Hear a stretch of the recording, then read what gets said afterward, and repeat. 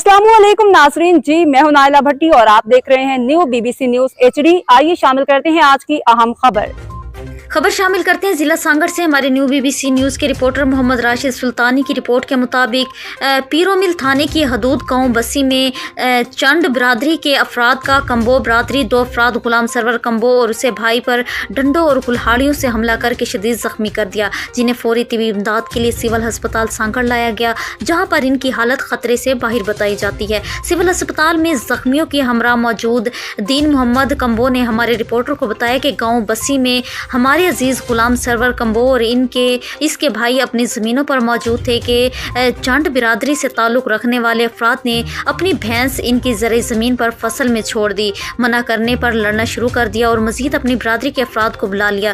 थोड़ी सी देर में 15 से ज़ायद अफराद ने डंडों और कुल्हाड़ियों से इन्हें बुरी तरह ज़ख्मी करके फ़रार हो गए। वाक़ई की NC कंडियारी पुलिस पोस्ट पर दर्ज करा दी गई। दूसरी जानिब मालूम हुआ कि पीरोमिल पुलिस ने एक्शन लेते हुए कार्रवाई का आगाज़ कर दिया और गुलाम सरवर कम्बो और इसके भाई पर हमला करने वालों की तलाश कर रही है, ताकि मुल्जिमान को गिरफ्तार करके मुतासरीन के साथ इंसाफ किया जा सके। अब तक के लिए इतना ही। मज़ीद खबरों और अपडेट्स के लिए